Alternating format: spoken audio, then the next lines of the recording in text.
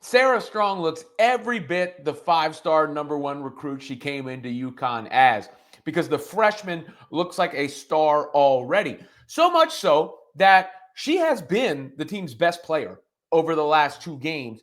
And it's not crazy to wonder whether Strong could be UConn's best player overall. That statement's going to come across strong, of course, because they have Paige Beckers on the squad. And you need more of the season to play out before making said declarations, especially since we're so far from March. And Paige gets the extra defensive attention. You have to take that into consideration. Paige is more of a playmaker for the team. You have to take that into consideration.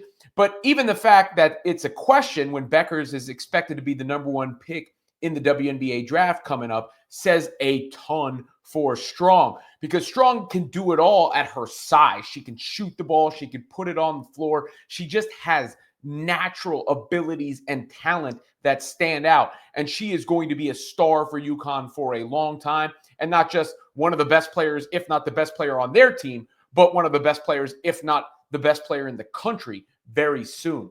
Let's take a look at the highlights from Sarah Strong in the blowout win over Louisville. This was not a close game.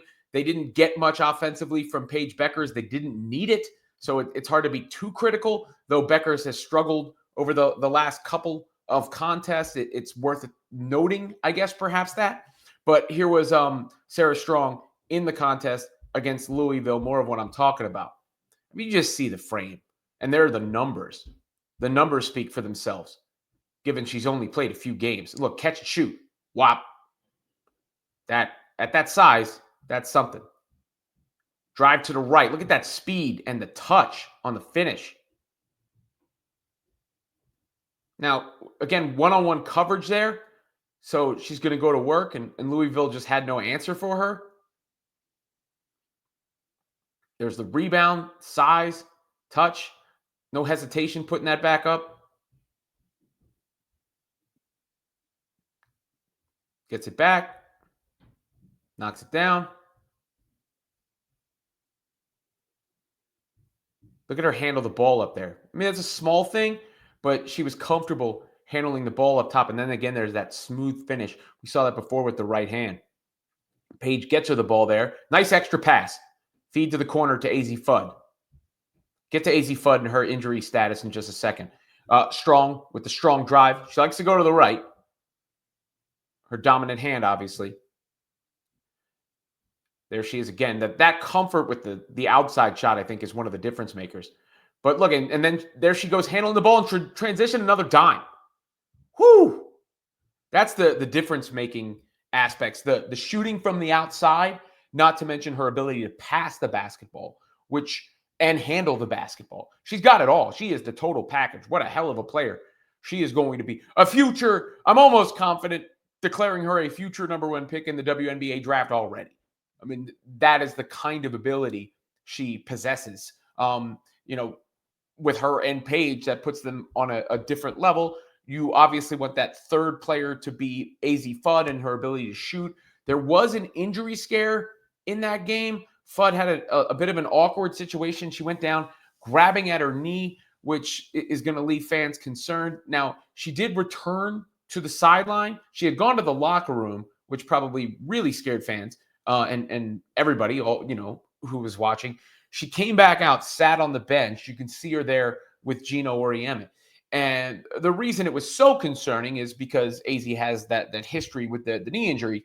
So you hold your breath that it's not the worst. And Gino Auriemma did indeed say after the game that he does not believe it is the worst case scenario when it comes to Paige Beckers. Here were the comments from the coach. Into her, and she gets hurt. And today, I don't know if you all saw it or anything, but kind of like she got herself in an awkward situation, and somebody, fell on her or something. So she was walking around, she was fine, and it didn't look like worst case scenario. Let's put it that way. And that we were all crossing our fingers and hoping. So. We'll know more when we get back, but I hope I'm right, but it's not, it's not that worst case scenario that we've seen so many times before.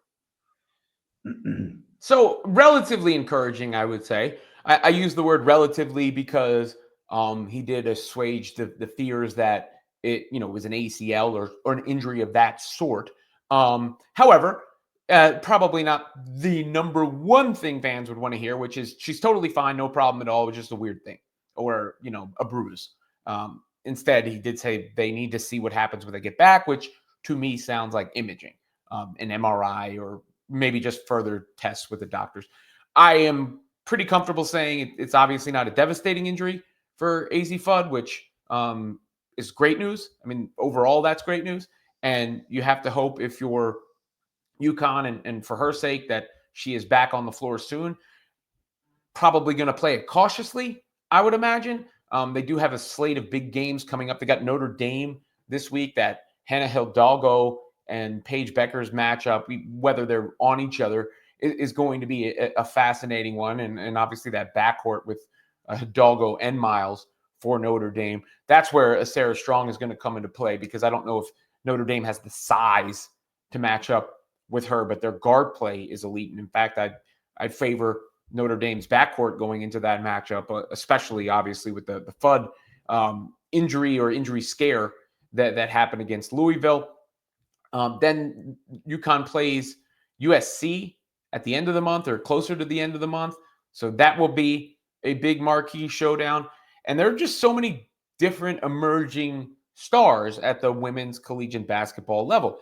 I mean, Paige and Juju were talked about so much. I've made the case here on this channel that some of the other players deserve that shine, and Hidalgo being one of them, Flau'jae Johnson being one of them. I've covered both of those two young women fairly extensively.